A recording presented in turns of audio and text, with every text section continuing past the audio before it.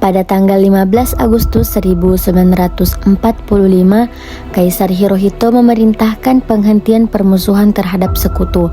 Setelah sebelumnya, yaitu pada tanggal 14 Agustus 1945, sekutu menjatuhkan bom atom di kota Hiroshima dan Nagasaki. Berita tentang gencatan senjata yang dilakukan oleh Jepang ini disiarkan di radio Jepang dari Tokyo. Ternyata siaran tersebut tertangkap di Indonesia dan Sultan Syahrir mendengarnya. Let us pray that peace be now restored to the world, and that God will preserve it always. These proceedings are closed. Kalian sudah mendengar berita kekalahan Jepang? Belum, Bung. Benarkah itu? Apa yang terjadi dengan Jepang? Dari yang kudengar, sekutu telah menjatuhkan bom di kota Hiroshima dan Nagasaki. Oleh sebab itu, Jepang melakukan gencatan senjata. Kalau begitu, berarti kita harus segera memproklamirkan kemerdekaan. Benar itu. Jepang sudah tak ada wewenang lagi di negeri kita. Kita harus memanfaatkan momen ini. Setelah mendengar berita kekalahan Jepang, Khairul Saleh segera merencanakan pertemuan dengan anggota golongan muda lainnya untuk membicarakan masalah proklamasi kemerdekaan. Pertemuan ini dilangsungkan di Jalan Pegangsaan Timur, nomor 17 Jakarta, pukul 20 waktu Indonesia Barat. Teman-teman sekalian, apakah kalian sudah mendengar berita tentang kekalahan Jepang? Belum, kawan. Dari mana engkau tahu? Barusan saya dan Sukarni berkumpul dengan Syahrir. Dia mendengar siaran radio yang mengumumkan berita tentang gencatan senjata itu. Berarti negeri kita sekarang sedang dalam kondisi vakum of power. Benar, demikian saya mengumpulkan kalian semua di sini untuk membicarakan masalah itu. Kita harus memanfaatkan situasi ini untuk memproklamirkan kemerdekaan. Tepat sekali. Kalau begitu kita harus membagi tugas. Bikana, Khairul, kalian harus pergi ke kediaman Soekarno untuk menyampaikan kabar ini. Saya dan Bung Darius akan memerintahkan pemuda lainnya untuk merebut kekuasaan dari Jepang. Kediaman Soekarno, Jalan Pegangsaan Timur, nomor 56 Jakarta, pukul 22 waktu Indonesia Barat. Terjadi perdebatan serius antara golongan pemuda dengan Soekarno. Kita harus memproklamirkan kemerdekaan, Bung. Ini batang leherku. Seret aku ke ujung sana. Penggal leher saya malam ini juga. Jangan tunggu esok hari. Tapi ini saat yang tepat, Bung. Jepang sudah kalah oleh sekutu dan tak ada kuasa lagi di negeri ini. Mengapa harus menunggu? Rakyat sudah banyak menderita akibat penjajahan ini. Jepang adalah masa yang silam. Belum lagi kita harus menghadapi Belanda yang hendak kembali berkuasa di negeri ini. Jika saudara tidak setuju dengan apa yang saya katakan dan mengira saudara telah sanggup untuk menopang kekuatan sendiri, mengapa datang pada Soekarno dan memintanya untuk memproklamirkan kemerdekaan? Apakah kita harus menunggu janji Jepang untuk kemerdekaan bangsa ini? Kita bisa, Bung. Kita harus bangkit dan memproklamirkan kemerdekaan bangsa sendiri. Mengapa harus menunggu janji manis itu? Jepang sendiri bahkan telah kalah dalam perang Cina. Akan tetapi, kekuatan segelintir ini takkan mampu mengalahkan armada milik Jepang. Coba kau perlihatkan pada saya, mana kekuatan yang diperhitungkan itu. Apa tindakanmu untuk menyelamatkan wanita dan anak-anak jika terjadi pertumpahan darah? Bagaimana nanti kita mempertahankan kemerdekaan di atas kaki kita sendiri? Tapi semakin cepat kita memproklamasikan kemerdekaan, akan semakin cepat pula kita mengakhiri penderitaan rakyat yang sudah ditanggung selama ini. Inilah yang sudah ditunggu-tunggu bangsa kita, Bung. Baiklah, tapi berikan kami waktu untuk berunding sebentar. Kemudian, para anggota golongan tua yang berada di kediaman Soekarno langsung membicarakan permasalahan tersebut. Mana ini? Para pemuda meminta untuk segera memproklamasikan kemerdekaan. Tapi, kita tidak boleh gegabah, Bung. Kita harus mempersiapkan semuanya dengan matang agar tidak terjadi sesuatu yang tidak diinginkan. Saya setuju. Menurut saya, yang terpenting sekarang adalah menghadapi sekutu yang hendak berniat kembali berkuasa di negeri ini. Selain itu, masalah kemerdekaan sebaiknya kita bicarakan lagi di dalam sidang PPKI 18 Agustus mendatang. Lalu, bagaimana pendapat golongan muda? Apa kita abaikan saja? Ya, lagi pula mereka masih muda. Pemikiran mereka terlalu pendek. Kita harus melihat ke depan, mempersiapkannya dengan matang. Kalau tidak, bagaimana nanti jika semuanya berantakan? Baiklah, Bung. Berarti kita semua sudah sepakat. Baiklah, kita sepakat. Bung Hatta, tolong sampaikan kepada golongan muda tentang hasil diskusi kita. Baiklah, Bung. Setelah selesai berunding, para golongan tua segera menemui para anggota golongan muda yang menunggu di luar ruangan.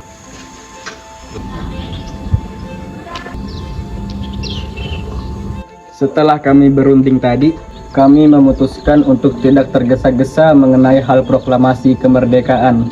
Hal ini masih akan dibicarakan lagi dalam sidang PPKI. Baiklah Bung, kita pamit dulu. Permisi. Silahkan. Dengan berat hati mendengar keputusan tersebut, para pemuda pun meninggalkan kediaman Soekarno. Tetapi mereka tidak putus asa. Mereka pun menyusun strategi bagaimana membujuk Soekarno dan Mohatta untuk memproklamasikan kemerdekaan sesegera mungkin. Akhirnya, mereka memutuskan untuk mengasingkan kedua tokoh itu ke Rengas Dengklok agar terhindar dari desakan pemuda dan pengaruh Jepang di Jakarta. Tanggal 16 Agustus 1945, pukul 4 waktu Indonesia Barat, kediaman Soekarno. Assalamualaikum. Waalaikumsalam. Kenapa saudara datang sepagi ini? Kami bermaksud untuk membawa Anda dan Soekarno untuk ikut kami ke tempat pengasingan. Tempat pengasingan? Apa yang saudara-saudara maksud dengan tempat pengasingan? Ya, kami akan membawa kalian untuk diasingkan agar terhindar dari ancaman bentrok antara rakyat dan Jepang. Baiklah, kami akan ikut. Sebaiknya Ibu Fatmawati dan anak Anda turut serta, Bung, untuk menjamin keselamatan mereka. Baiklah, saya akan mengajak mereka. Hilangnya Soekarno dan Mohatta secara misterius pagi itu menimbulkan kepanikan di kalangan para pemimpin di Jakarta. Peristiwa ini baru diketahui oleh Ahmad Soebarjo pukul 8 pagi. Apakah saudara tahu di mana keberadaan Soekarno dan Bung Hatta? Maaf, saya tidak tahu, Bu. Katakan kepadaku di mana mereka sekarang, dan aku akan menjamin keselamatan mereka ketika kembali ke Jakarta, dan aku akan menjamin kemerdekaan untuk kalian esok hari. Akankah Anda bersebut itu? Kau bisa percaya kepadaku, nak. Baiklah, kami akan menunjukkan tempatnya di Rengas Dengklok. Hei nak, bisa tolong antarkan kami ke Rengas Dengklok? Ah, saya Pak. Udah kalau gitu. Baiklah.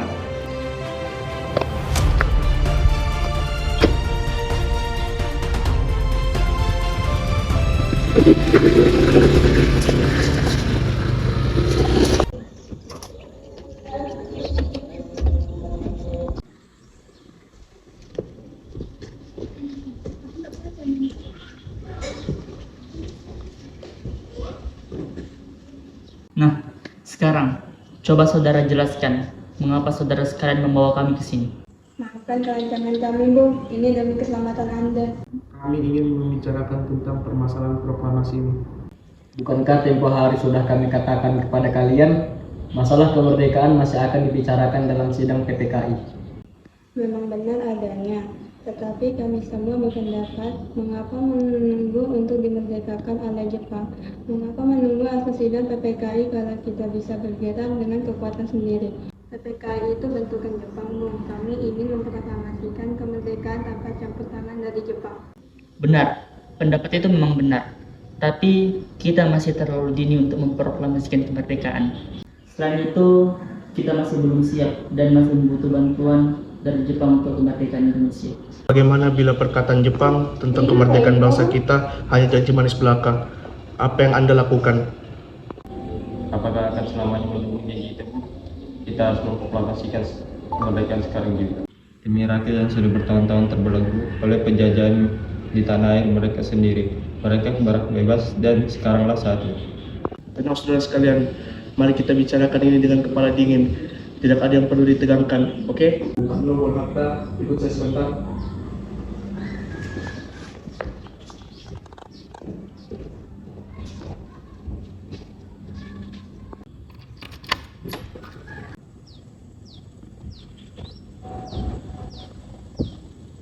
Saya mengerti perhitungan Anda mengenai proklamasi ini. Saya memang belum mempertimbangkan semuanya dengan matang, tapi saya percaya kita dapat membangkitkan dan memanfaatkan situasi ini. Kesempatan ini tidak akan datang dua kali, Bung. Apa yang mereka katakan itu benar adanya, dan saya juga mendukung mereka. Tetapi, apakah kita bisa? Akankah semua ini mungkin dilakukan? Tentu mungkin, Bung. Asal kita berusaha, tentu kita akan temukan jalan keluarnya. Lagi pula, para pemuda di Jakarta sedang menyusun strategi pertahanan untuk mencegah serangan dari Jepang maupun sekutu yang tidak akan menerima proklamasi bangsa kita. Baiklah, saya setuju. Kita akan memproklamasikan kemerdekaan Indonesia tanpa ada campur tangan Jepang. Pada pukul 17.30 waktu Indonesia Barat, rombongan dari Jakarta tiba di Rengas Dengklok untuk menjemput Soekarno dan Mohatta.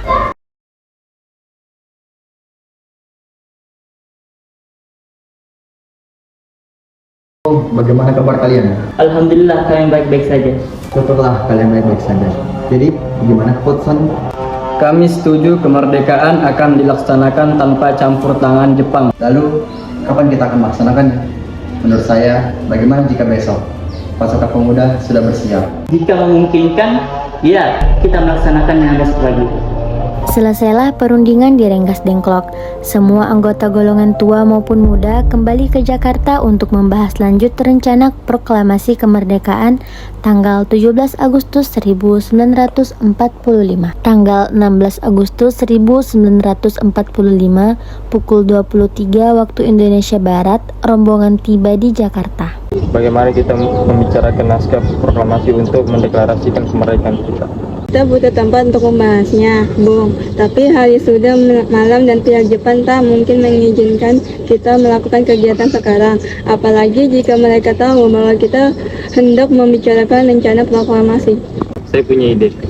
Kita akan meminjam rumah perwira Jepang, Laksamana Maeda. Ayo kita segera ke sana, ke rumah Laksamana Maeda.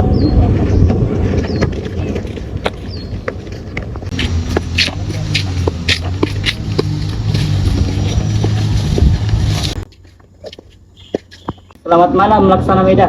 Selamat malam, marilah kita duduk dulu, Bung.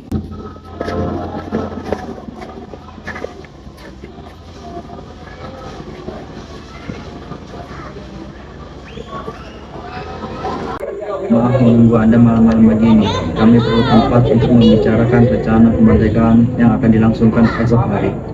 Benarkah itu? Kalau begitu, masuklah. Saya turut gembira mendengar kabarnya. Silakan gunakan ruangan yang kalian butuhkan. Saya akan pergi istirahat dulu.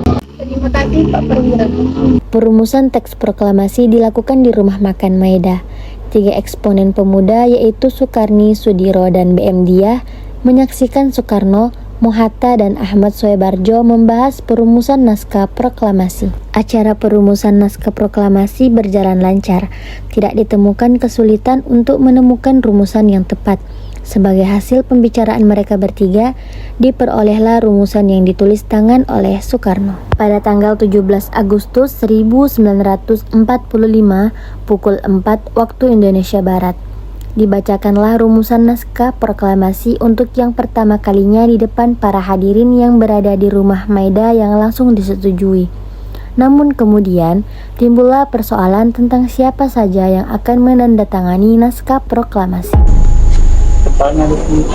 Menurut saya, sebaiknya naskah ini jangan ditandatangani oleh anggota PPKI. Emang kenapa?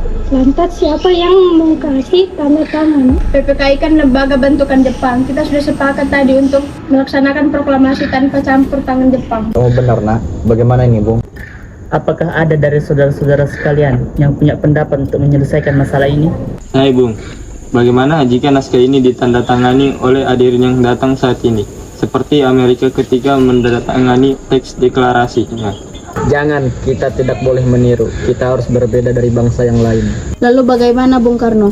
Karena ini semua berkat jasa-jasa pahlawan Indonesia, maka kita atasnamakan nama bangsa Indonesia. Saya setuju. Dan saya punya usul. Yang menandatangani teks cukup 2 orang saja, yaitu Anda dan Bung Akta sebagai wakil dari bangsa Indonesia. Bagaimana? Usulan yang bagus. Bagaimana semua? Kami setuju. Setelah semuanya setuju, Soekarno memerintahkan Sayuti Melik untuk mengetik teks proklamasi.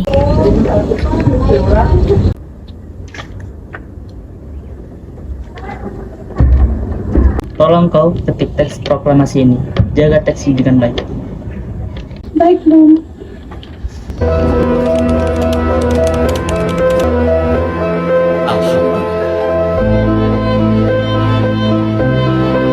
Sayuti Melik pun mengetik teks tersebut. Semua persiapan proklamasi rampung pada pukul 4.30 waktu Indonesia Barat. Lalu, semua hadirin pulang ke rumah masing-masing dengan perasaan gembira.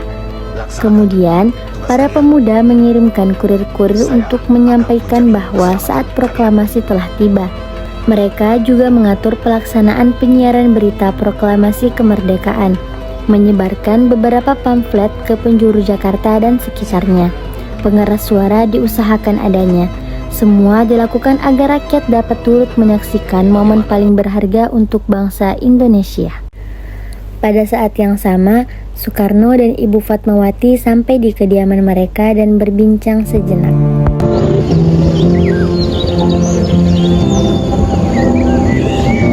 Alhamdulillah, akhirnya semua berjalan dengan lancar. Terima kasih Ibu telah menemani saya di saat-saat yang cukup menguras pikiran ini. Iya, terima kasih Gusti Allah yang telah memberikan jalan pada bangsa kita untuk memproklamasikan kemerdekaan. Oh iya Pak, apakah kalian sudah merencanakan bagaimana proklamasi kita akan berlangsung? Sudah, kita akan melaksanakan upacara bendera yang nanti akan diiringi lagu Indonesia Raya karya Bung Supratman. Bukankah kita belum punya bendera? Lantas bagaimana? Ya ampun, Bapak sampai lupa. Kalau begitu bagaimana jika Ibu saja yang menjahit benderanya? Tapi Ibu tidak punya kain. Kain yang ada hanya kain merah dan kain putih saja. Apakah tidak apa-apa? Tentu saja, buatlah bendera yang sederhana. Yang penting kita sudah berusaha untuk menyediakannya. Baiklah Pak. Oh iya, Ibu punya ide. Kita namakan saja benderanya Sang Saka Merah Putih. Gimana? Ide yang bagus. Ya, kita beri nama bendera pusaka Sang Saka. Dan warnanya merah putih, menjadi Sang Saka Merah Putih. Brilian. Ya sudah, sebaiknya Bapak pergi bersiap sana, menyusun pidato yang nanti Bapak akan bacakan.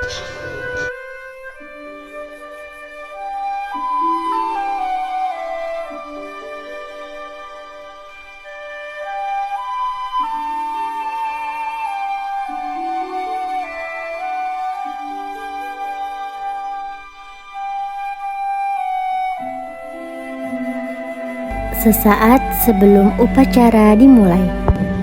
Trimurti, tolong Anda kibarkan bendera ini sebagai awal kejayaan bangsa kita. Siap, Bung. Saya akan menyuruh anak didik saya untuk mengibarkannya. Hei kalian! Jaga baik-baik bendera ini. Kalian mendapat kehormatan untuk mengibarkan bendera ini untuk pertama kalinya dalam sejarah Indonesia. Ke depan gerak. Siap gerak. Langkah tegak maju. Jalan.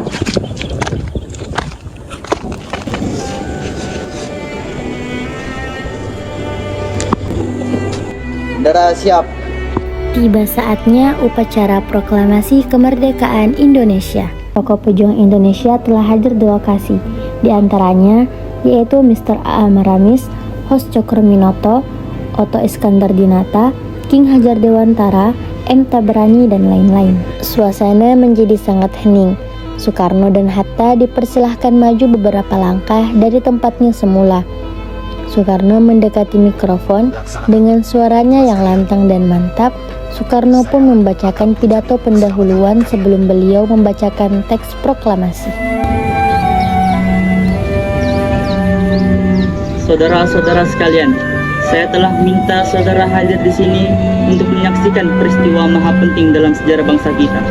Berpuluh-puluh tahun kita bangsa Indonesia telah berjuang untuk merdeka, bahkan telah beratus-ratus tahun lamanya. Gelombang aksi kita tidak putus dalam perjuangan untuk memerdekakan negeri ini. Kita jatuh bangun menyusun kekuatan untuk menggapai cita-cita Indonesia bebas dari penjajahan bangsa lain. Semalam kami para pemuka rakyat Indonesia dari berbagai penjuru bergabung untuk memusyawarahkan dari permusyawaratan itu berkata, inilah saatnya bagi kita untuk mengobarkan akhir revolusi kemerdekaan Indonesia. Saudara sekalian, dengan ini kami menyatakan kebulatan tekad itu. Dengarkanlah proklamasi kami. Proklamasi. Kami bangsa Indonesia dengan ini menyatakan kemerdekaan bangsa Indonesia. Hal-hal yang mengenai pemindahan kekuasaan dan lain-lain diselenggarakan dengan cara seksama dan dalam tempo yang sesingkat-singkatnya. Jakarta, tanggal 17 bulan Agustus tahun 1945 atas nama bangsa Indonesia. Proklamasi. Kami, bangsa Indonesia, dengan ini menyatakan kemerdekaan Indonesia. Hal-hal yang mengenai pemindahan kekuasaan dan lain-lain diselenggarakan dengan cara saksama dan dalam tempo yang sesingkat-singkatnya. Jakarta, 17 Agustus 1945, atas nama bangsa Indonesia, Soekarno-Hatta.